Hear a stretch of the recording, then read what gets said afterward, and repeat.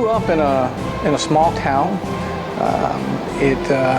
My dad being in the Air Force, my dad was a federal law enforcement officer. My mom was a dispatcher in the for the local sheriff's office. So that law enforcement, that code, that right and wrong, that sense of principle was already instilled. So following direction was not an issue for me at all. Well, everybody starts out in the Air Force at Lackland Air Force Base, Texas, down in San Antonio. From that point, it's a lot of very structured, intense correction to break you down and then to build you as a team going forward. And I don't regret any of it. It was a wonderful life. It's a wonderful place to be. Because you're all unified in one effort. It's to get through this together. And it forces that teamwork and it forces that camaraderie.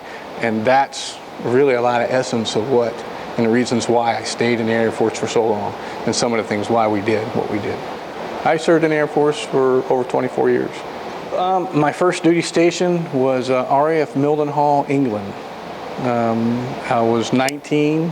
I got off the plane in England and everything was wet and everything was green and everything was kind of cold.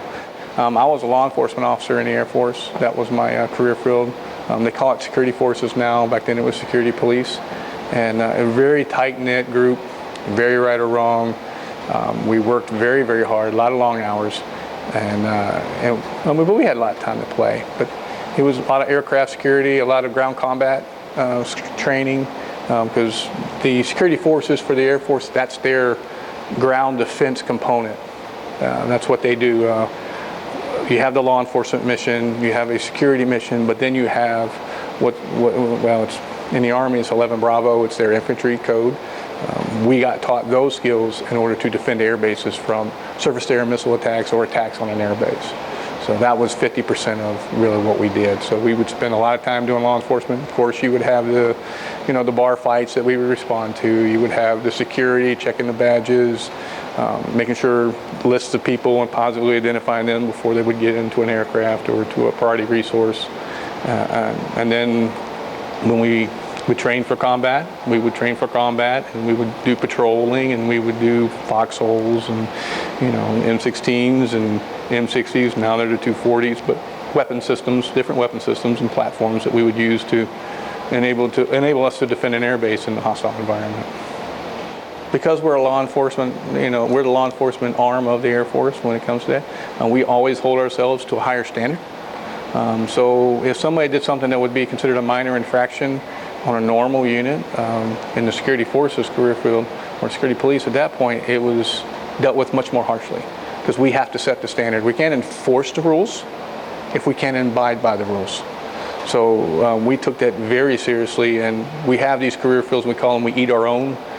It's a reference to if you mess up, we're going to get rid of you. It's kind of how it is. We can't tolerate somebody without integrity. We can't tolerate somebody that's not going to enforce the rules. Just can't do it. It's an honor thing, but it's also a legal thing. So, my first deployment was in the first Gulf War on Desert Storm. That was in '92. I went to an air base called Haran Air Base. And we were there. We were in Saudi Arabia, so we were not up in Kuwait, because if you remember, that was when Saddam Hussein had invaded Kuwait, and we went down, and Norman Schwarzkopf had taken our forces and moved forward into Iraq to repel them out of Kuwait and to regain that country's independence. We were down at a place called Haran. Our biggest threats there were, if you remember, the Scud missiles. And then you would see them come in, and you would see the Patriot batteries take off and go shoot up and take out the Scud missile systems. That was our biggest threat there. Other than that, it was a lot of heat, a lot of long hours. It was amazing in the aspect that was a true coalition of forces. I worked right beside the United States Army. They were with me. We would ride together. I worked right along British forces, French forces. It was a conglomerate of all nations there for one unified effort, and that was to repel him back, of course. It wasn't, I've been in other places since that were more dangerous than that, but that was just the start That was the first war we were in. In the Army, when a unit deploys, the entire unit will come together, and then the entire unit gets moved. In the Air Force, they pick so many people from here, so many people from here, so many people from here, and you all come together and form a unit, usually in a deployed location. That's kind of how it works. So I was still stationed at RF Mildenhall in England when I had deployed to the Gulf War. And then upon my return from there, I spent about 4 years in England from about 1990 to about 1994.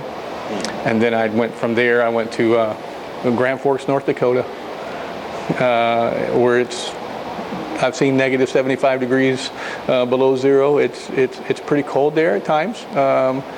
It was ICBM security. It was missile field security systems. We were responsible for, going out when you're securing the most lethal and dangerous weapon system that the world knows. That's very stringent in itself. So we took that job was very serious. We had to make sure that we did things exactly right every time, because there is no room for failure in that environment. I worked there for about 3 years, and then I went and actually moved to San Antonio, Texas, down at Lackland, and I was what we call a tech school instructor, a specialty. I taught at the Security Forces Academy there for about 4 years, where I was a instructor teaching people law enforcement, people security, teaching people ground combat skills, land navigation, patrolling, weapon systems, how to shoot, things like that. I did that for about, like I said, about 4 years, and then I got my commission. I had gone to school throughout my first. That's for about 12 years. I was enlisted for about 12 years, from '90 to about 2002, and during that time frame, I got married. I had two sons. I was working on getting my education, because you always should be striving for self-improvement. It's something that the Air Force preaches, and every branch preaches. You need to be improving yourself consistently as you go through. So I had gone to school. I had gotten my bachelor's degree, and I had put in my package for officer training school.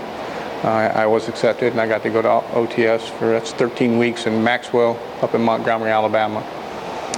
So I did that, and then from there I got my commission, and I went to a place called Del Rio, Texas, which is about 2 hours west of San Antonio, right on the border between us and Mexico. And then I was there, what they call the wing anti-terrorism officer, where I would go and look at things, facilities, and make sure that we were doing things procedurally, and we had the physical things to repel any type of terrorist attack, because we were right there on the border. Deployed from there to Korea, South Korea. I was at Osan Air Base. I worked there, and that's my primary job there was air base defense. I was the wing air base defense officer, so all I did was prep that base in the event that North Korea attacked South Korea. From there, I went to Nellis Air Force Base, where I was director of operations at a ground combat training squadron, where we trained people for combat. And then from there, I went to Iraq for Operation Iraqi Freedom. That was probably my most dangerous assignment out of my 24 years.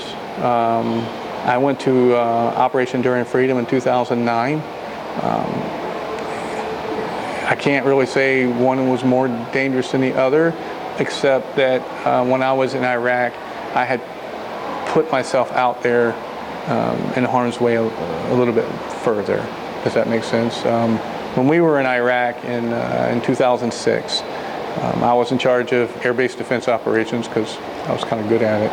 And we went to a place called Camp Bucca, Iraq, which is right in the most southern portion of Iraq. So what we would do is we did area security operations around the installation that we were there. It was a detainee operations base. There was no airfield there. It was Air Force security guys guarding a piece of land in the desert that housed enemy detainees. And I think at one point they had about 17,000 of them there. I was responsible for the perimeter. I was responsible for the external operations, and I was responsible for, at that point, we had the air security operations, and we had convoy security, which we would then guard convoys going to and from Kuwait to our installation, and then we would also set up for big movements going up from Kuwait all the way up to like Baghdad, because they would come through, and so we would go out and secure the area as they went through. We encountered a couple of IED attacks while we were there. I had a couple of my airmen get hurt pretty bad. And then, of course, I would go out there and investigate, and I would be out there. I left the wire, we call outside the wire, which was really outside of our perimeter, a few times a week, because I would never let my airmen go where I wouldn't go. And we would meet with our British counterparts and our Army counterparts for what we call intel. We would get together and talk about what was going on, what we were seeing. So anytime you're outside the confines of your installation, you're in harm's way. That's where the bad guys are, and that's where they can get you. Believe it or not, I have a very strong faith. I grew up that way. I hold on to it dearly. It's not something that I could control, and it's not something that we worried about. You can't dwell on what could happen. You just dwell on what your duty is and to take care of the people with you. I had about 140 airmen underneath me when I was there, so I was more worried about making sure they came home safe. Well, the Bronze Star was for a multitude of efforts that happened, not one singular event. Part of it was those area security operations. Part of it was those convoy security routes that we secured, reacting to the IEDs the way we did.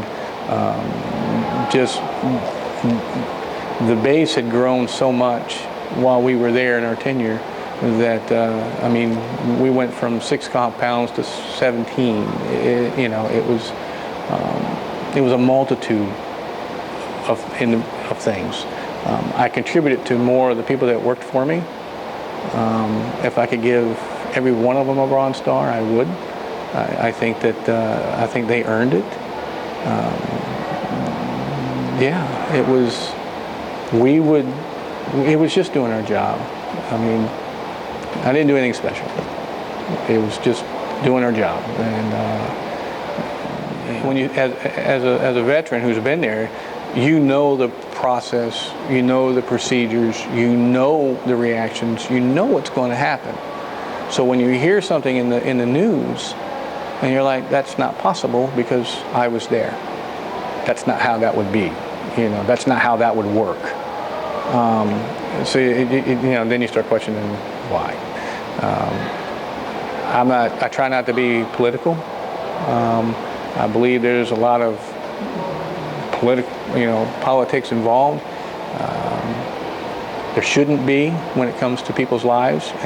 It shouldn't be for when war is the most awful thing that man could ever do. Every veteran will tell you that. Every veteran who's been there will tell you that. It is not something that we want to have happen. It is something that has to happen. And we don't want to we should try to avoid it at all costs. Because you're asking people to sign their name and go forth and do something on your behalf. When you do that, you should be very accurate and be very careful about how you put it out to the public. I think anybody who has the capability of articulating an argument one way or the other also has a responsibility. And when I say they have a responsibility to be conservative, I'm not talking about a political conservatism. I'm talking about being a conservative in what you report to make sure that you need to be honored and respectful for the people who are actually doing it, because a lot of people will make a lot of assumptions based on one incident when we had 1 million people there over 10 years, and you're going to judge everybody over one person. When you put that out there, that's you have to be careful. I believe there's a silent majority in this nation who are principle-based that love this country. I do not believe that an ill will could ever come here and be sustainable. I'm not going to denounce Sharia law. That is somebody's belief. That is something that they hold, and I respect them for it, because that's what this country was founded on. Just like I would expect them to respect me for my beliefs. So, and as long as I'm not infringing on them and they're not infringing on me, we should be able to be tolerant and get along. I think once that crosses that line, I think that every citizen in this country is duty bound to protect it. Not only his rights, but my rights as well. So, yeah, I don't believe that a caliphate, I guess is what it may be alluding to, would ever be able to establish itself here. I think that we're the greatest nation that has ever existed in this world. If you go back and I think the only one that you could probably come close to is the Roman Empire. I think we have learned from people's mistakes. That's the beauty about what we do. And I think our Constitution is set up in such a way that everybody can have individual freedoms and be able to exercise those freedoms independently with tolerance with one another. And that's what makes this country the way it is. That's why people hate us. Because we practice this. We're the one nation, we're the melting pot. That's why I fought. You know, trust me, I have been in many countries. And I wish more Americans would actually leave and go to places and see how other countries live, how they react, how they interact with one another. We value freedoms here much more than any other countries. Our standard of living is much higher than many other countries. We have all these gifts. We have all these wonderful, wonderful freedoms that we have. And our own enemy, our worst enemy is ourselves, because sometimes we may take them for granted. Can't ever lose your eye on that, because complacency will get you in the end if you're not watching. You got to keep a watchful eye. I believe that you can find an extreme opinion both in a conservative world and in the liberal side, progressive side. I think you have to be careful of both of those. Sometimes I believe that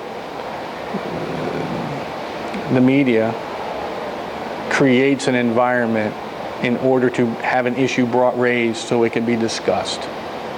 And how they do it goes back to that responsibility.